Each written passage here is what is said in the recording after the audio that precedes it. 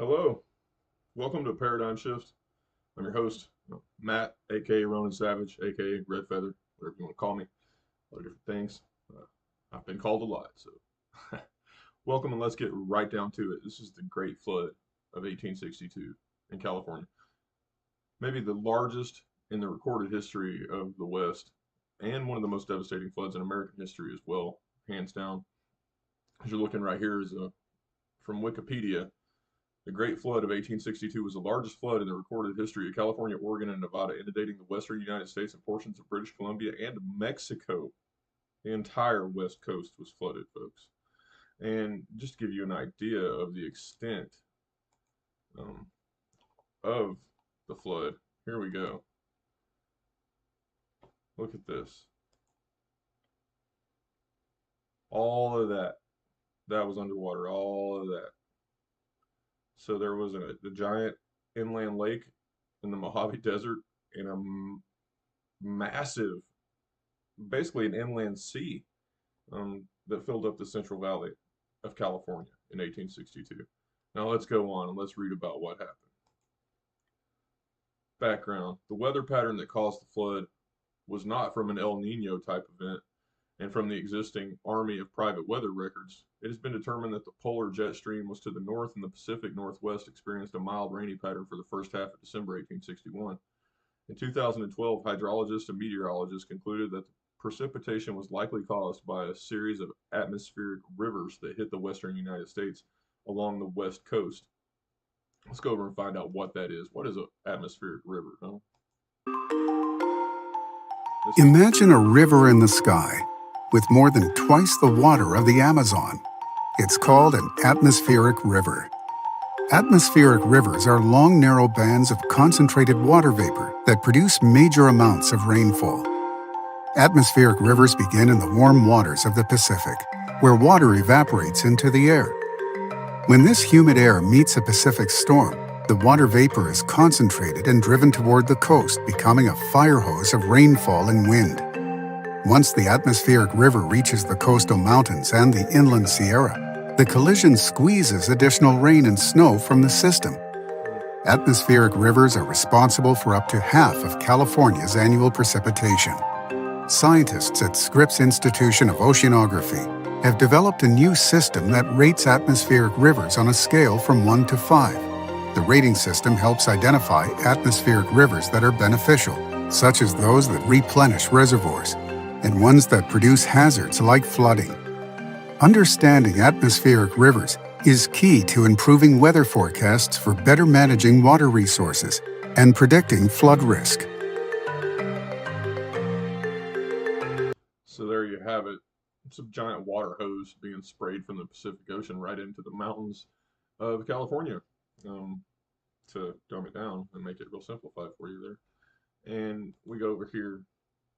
These graphics really show the connection. So you have all this moisture coming from warm water down here in the Pacific Ocean, way on the other side of the world, in New Guinea, the Indonesia archipelago, the Philippine archipelago, and that warm water just comes across, hits Hawaii out here, and it just gets pumped up and sent to the U.S. So there's a whole system. Let's go satellite imagery right now. Everything's all clear out there on the west coast at the moment, but it's not going to be for long. That's March 2nd, I think. March 2, 20, 15, 30. That's just an old stock image then. Well, here we go. This is a morphed composite image of the ocean currents, 2019. We're on the Physical Sciences Laboratory here over at NOAA. Just give you an idea of what's going on in the ocean currents. Now, let's continue to look at the Great Flood of California. I'll give you some eye candy to look at.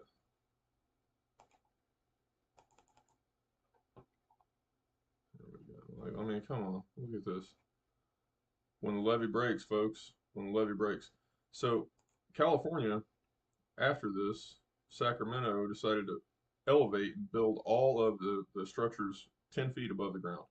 I read about that last night in this article from sfgate.com. It says the storm pounded the roof of his Sacramento mansion as the soon-to-be California governor, dressed in a neat black suit and ate a leisurely breakfast. A scan of the morning's newspaper brought only troubles.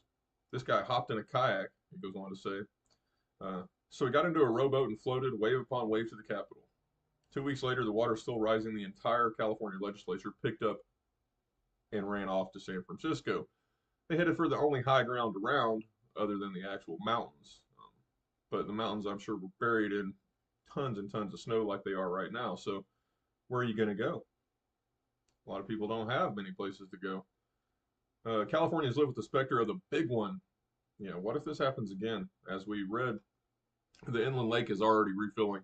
Of course, they have done considerable mitigation, and they're talking about diverting the flood water or the water in to try and recharge the groundwater system, which is smart. It's what should be done. It shouldn't just be sent right back out to the ocean. And we've seen, let's go and look at reservoir recharge in California this year.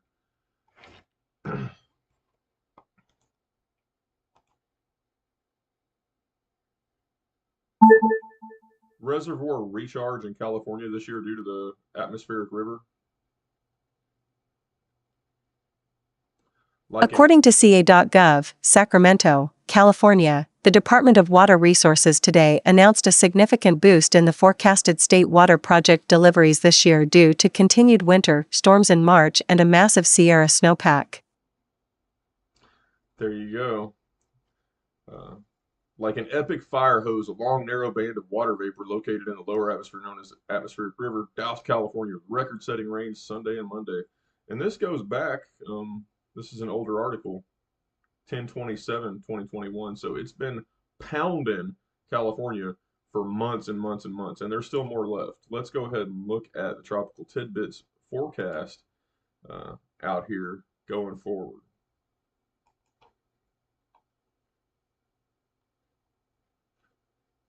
So it looks like they're clear up until about 29th, 28th, and then 28th, 29th, 30th, they get a little bit, and then it's sort of clear for a couple more days, boom, but then they get smashed again.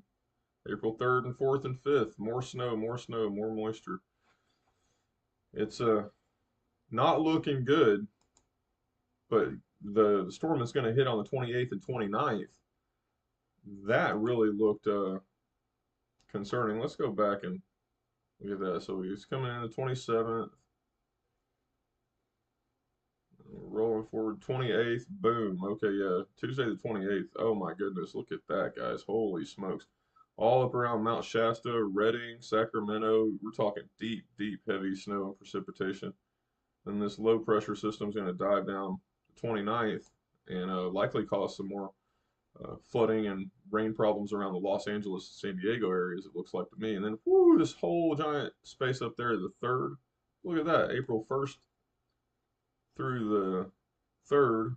It looks like April, yep, 1st, 2nd, and 3rd. There's going to be a massive snow event all over Idaho, Oregon, Washington, Northern California, Nevada, Utah, Colorado, Wyoming. Ooh, man, and a big one. It dumps out into Nebraska. That's going to be a monster snowstorm right there.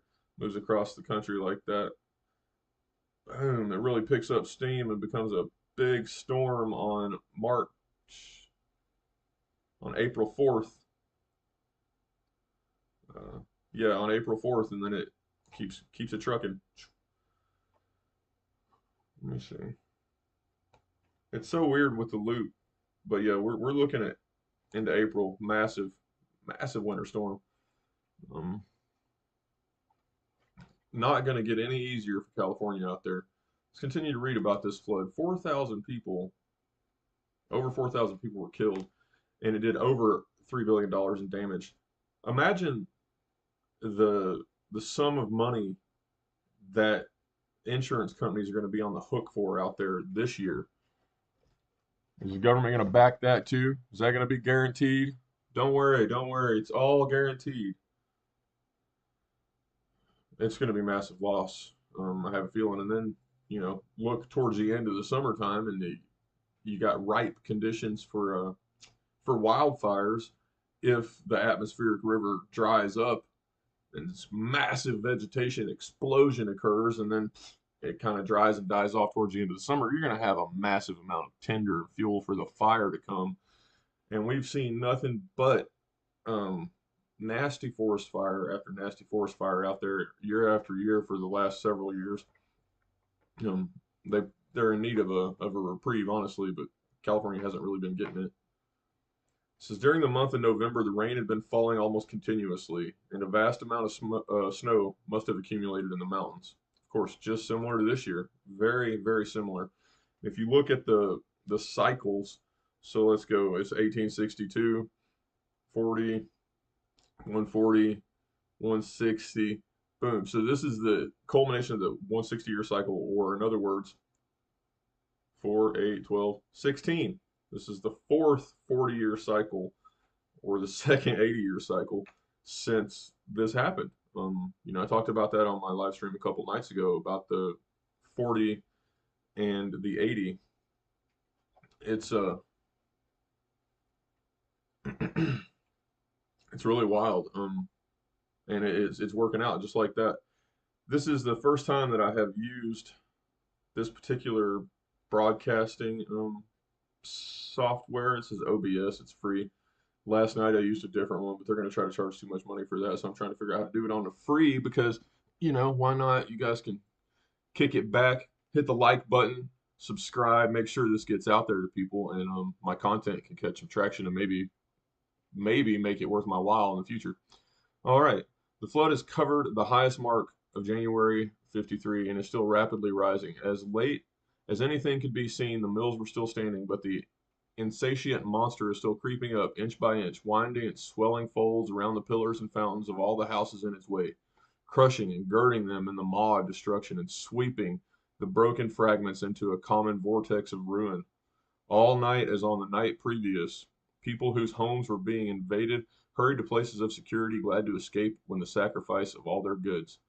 The light of Wednesday morning revealed a scene of desolation, terrible in its extent, no less than in its completeness. The Oregon City and Island Mills, Willamette Iron Works, foundry, and machine shops were all gone. Floodwaters were so high that at Oregon City, at the flood's crest on December 5th, wow, the steamer St. Clair was able to run the falls, and steamers were able to visit points at some distances from the normal river channel. Although large amounts of wheat and flour were swept away, some were recovered by the Oregon authorities. In Idaho, the interior of Washington Territory, which is currently Idaho, they created the flood, and Oregon dumped its precipitation as unprecedented snowfall. Flooding on the Columbia River and the snow in the mountains closed off supplies to the new mining towns on the Salmon River, causing starvation among the miners of Florence.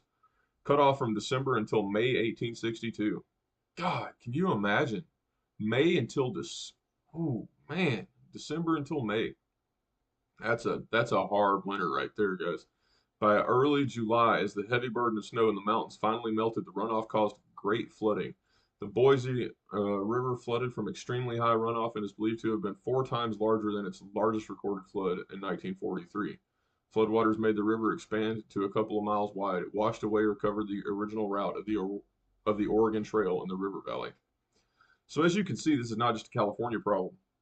This is an entire West Coast problem, and it could become substantially worse in the coming weeks and months as the snow melt begins, because it's still cold and it's still getting snow.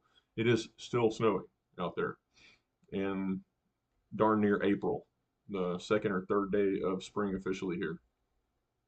California was hit by a combustion of incessant rain, snow, and the unseasonably high temperatures in Northern California. Snowed heavily during the later part of November and the first few days of December when the temperature rose unusually high. So that's it. If there's a heat spike, boom, melt some of that snow in combination with some rain, then we're looking at massive pulses of flooding, which, they just had recently a similar event, but on a much smaller scale down in Southern California. Northern California, located in Klamath Gang, was destroyed by the flood in December 1861. Fort Turwal. At Red Dog in Nevada, William Beagle reported that from December 23rd to January 22nd, it rained a total of 25.5 inches And on January 10th and 11th alone, it rained over 11 inches. 11 inches of rain hitting Nevada that's wild. That's a desert. It doesn't get much rain out there. So when it does fall, this is like it's going to cause massive flash flooding, is what that would have caused. So then we go down into the Central Valley. The entire Sacramento and San Joaquin valleys were inundated. About 300 miles long, averaging 20 miles in width and covering 5,000 to 6,000 square miles. Imagine that, 5,000 to 6,000 square miles fully inundated. I would like to remind you all that they didn't have cars back then.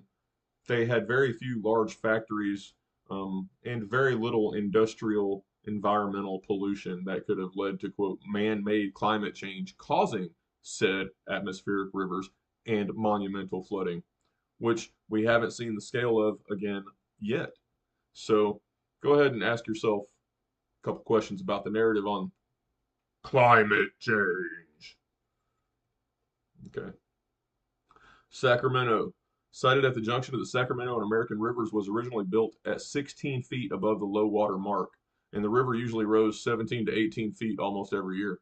So some genius there really kind of screwed the puppy dog on that one, screwed the pooch big time right off the bat. You know that, oh, it's just a couple extra feet, no worries, we'll be all right. Yeah, so they had to deal with annual flooding anyways, but this is on a whole nother level.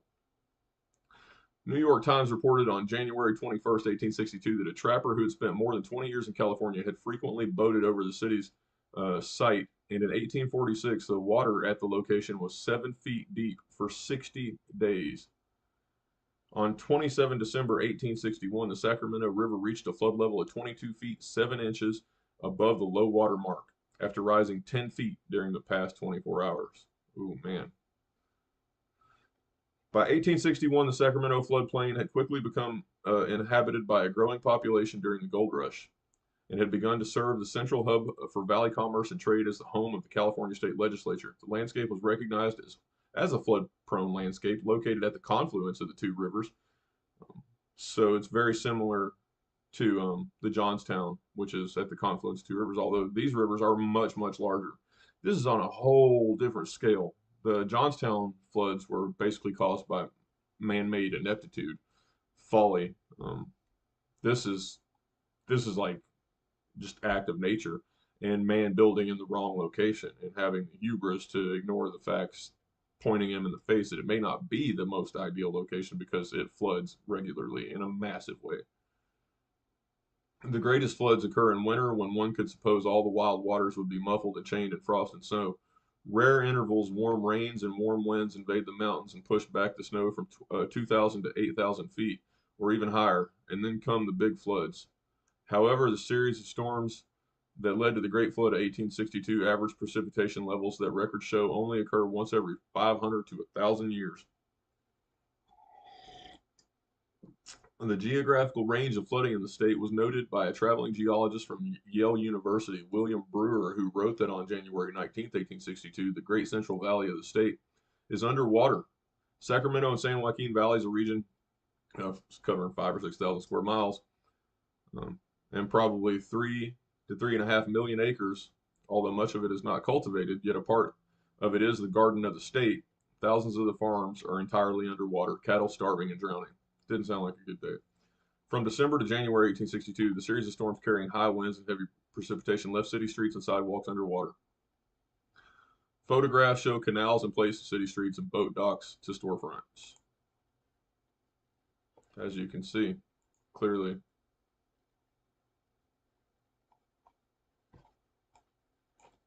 They were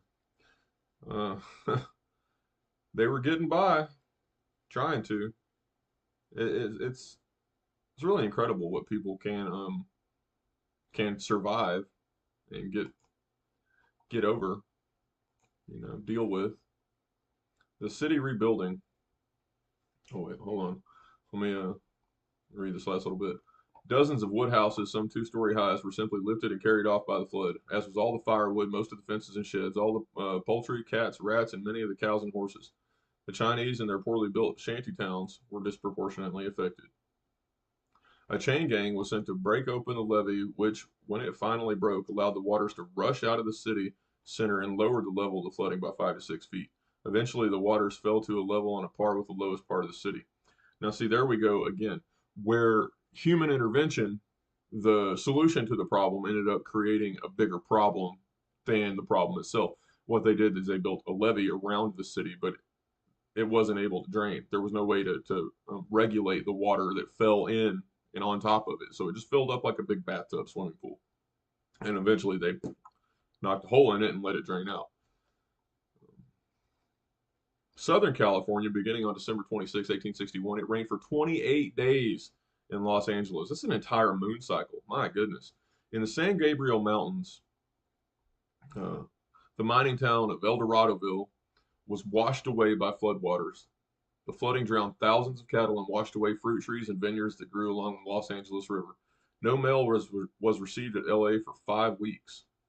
The road from Tejon, we hear, has been almost completely washed away. The San Fernando Mountain cannot be crossed except by the old trail over the top of the mountain. The plain has been cut up into gulches and arroyos, and streams are rushing down every declivity. At Santa Barbara County, the narrow coastal plains were flooded by the rivers coming out of the mountains. The Mission Aqueduct, that was still drawing water from a tributary of the Ventura River from the town of Ventura water system, was abandoned due to the damage in the area that became the separate Ventura County in 1873. In San Bernardino County, all the fertile riverside fields and all but the church and one house of the New Mexican colony of Agua Mansa were swept away by the Santa Ana River, which overflowed its banks. A local priest rang the church bell on the night of January 22, 1862, alerting the inhabitants of the approach of the flood, and all escaped. Good job, sir. In San Diego, a storm at sea backed up the floodwater running into the bay of the San Diego River, resulting in a new river channel cut into the San Diego harbor. The continuous heavy downpour also changed the look of the land. The previous rounded hills were extremely cut by gullies and canyons. Wow. To the north in the Owens Valley, similar snow and flooding conditions as those to the east of Aurora and Nevada Sea below were dependent on cattle, newly driven into the valley to feed the miners, completed with the native grazers, and ate the native wild plant crops the Paiute depended on to survive. Oh, God. Starving the Paiute began to kill the cattle, and conflict with cattlemen began, leading to the subsequent Owens Valley Indian War. Well, as you can see, resources tend to, when they become scarce, lead to wars. This is indicative of a lot of things happening in the modern world today. The resources are getting scarce, and so the wars are getting plentiful. Let's just go down. New Mexico. The great snowpack laid down during the winter of 61, 62 in the southern Rockies and other ranges in the source of the Rio Grande were well over 200% in most areas out there as far as snowpack is concerned this year. So, you know. Caused a great spring flood in that river that changed its course in the Mesilla Valley. The flood also impeded the operations of the California column attempting to cut off the retreating Confederate Army of New Mexico on July 8, 1862. The Rio Grande has been unusually high this summer, although the entire bottom between Fort Craig and Mesilla being still overflowed. It is impossible at this time to approach Mesilla on the west side of the river, a new channel having been washed out on that side of the town. Then we go all the way down into Mexico. Until the Great Flood of 1862, what became Port Isabel Slough in Sonora, Mexico, was a shallow tidewater slough, but the extreme floodwaters of that year cut its channel much deeper, so that at low tide, it still was 3 fathoms deep. The mouth of this slough was only 5 miles from the mouth of the river and sheltered from the extremes of the tidal bore of the Colorado River and deep enough to prevent stranding on shoals or mudflats at low tide.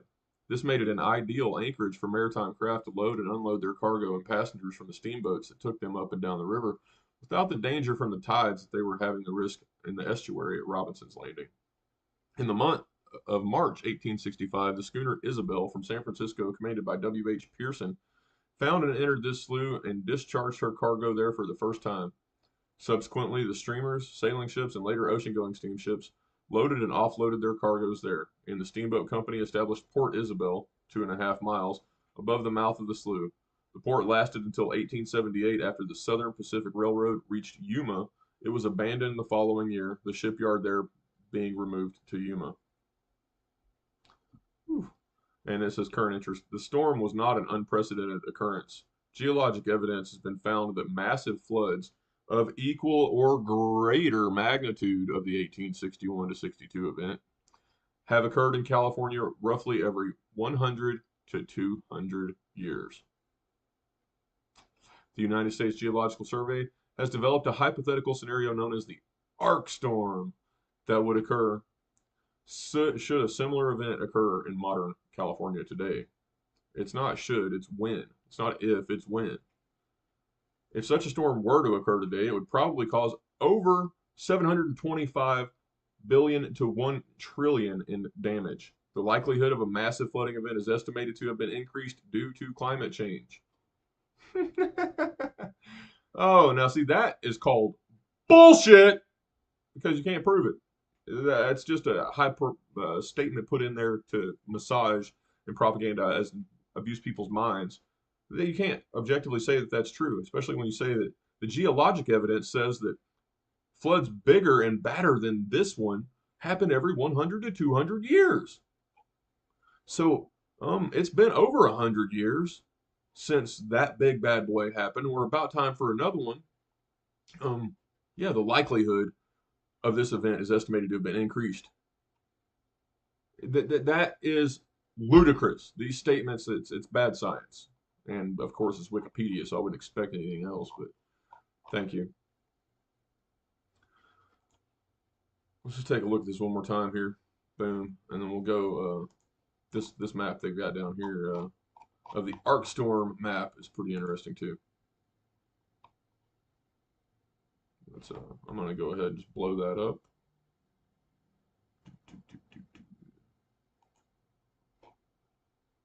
Make this bigger for you.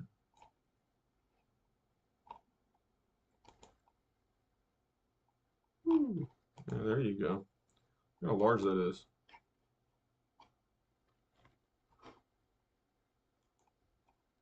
Hold on, I'm adjusting some parameters. I see that it doesn't necessarily translate.